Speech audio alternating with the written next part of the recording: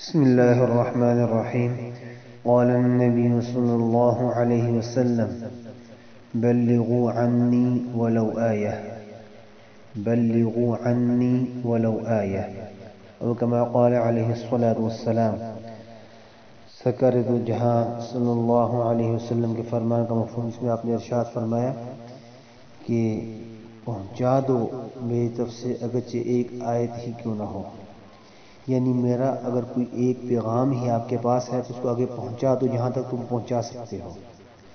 تو ہر مسلمان پر یہ لازم ہے کہ جہاں تک ہو سکے، آج کل سوشل میڈیا کا بھی دور ہے، سب سہولیات بھی ہمارے پاس ہیں، تو جتنا ہم اپنے وسائل استعمال کر کے آگے ہم پہنچانے کی ہم طاقت رکھتے ہیں تو ہمیں دین کی باتیں آپ صلی اللہ علیہ وسلم کے فرامین جو آگے پہنچانے کی کوشش کرنی چاہیے.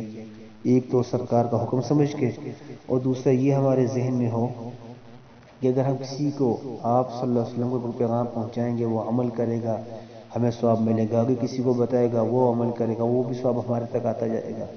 اور یہ ایک بہت زبردست قسم کی تجارت ہے. لیکن اس میں جہاں ثواب بہت زیادہ ہے وہاں پہ احتیاط بھی بہت ضروری ہے. ہم لوگ جو ہیں من گھڑت احادیث کے نام پر بنا کر آگے فوراً فارورڈ کرتے رہتے ہیں، تو اس سے بھی بچنا ہے. احتیاط ہمیں اس میں جو ہے وہ لازم کرنی ہے، کیونکہ آج کل جیسے مشہور حدیثیں چلتی ہیں نا کہ جس نے رمضان سب سے پہلے خبر دی اس پہ جہنم کیا حرام ہے، یا ربیع الاول شریف جس نے خبر دی اس پہ جہنم کیا حرام ہے. یہ من گھڑت حدیث ہے اور یہ بڑا خطرناک کام ہے، کیونکہ ایک اور حدیث مبارکہ میں آتا ہے، نبی کریم صلی اللہ علیہ وسلم نے فرمایا کہ من کذب علی متعمدا فلیتبوأ مقعدہ من النار. جس نے جان بوجھ کر مجھ پر جھوٹ باندھا تو اسے چاہیے کہ اپنا ٹھکانہ جہنم میں بنا لے. اب سوچیں کہ کتنا خطرناک ہے یہ کام کہ آپ صلی اللہ علیہ وسلم کا نام کسی ایسی بات پر لگا دینا کہ یہ آپ نے فرمایا حالانکہ آپ نے وہ نہ فرمایا ہو. اس لیے ہمیں چاہیے کہ ہم اپنا علماء سے رابطے میں رہیں، مفتیان سے رابطے میں رہا کریں، اور ان سے پوچھ لیے کریں کہ یہ حدیث جو ہمارے سامنے آئی ہے کہ آخر یہ حدیث ہے بھی کہ نہیں. کیونکہ لوگ چلانے والے لکھنے والے لکھ دیتے ہیں اور ہم آنکھیں بند کر کے چلاتے رہتے ہیں، بڑا خطرناک معاملہ ہو جاتا ہے.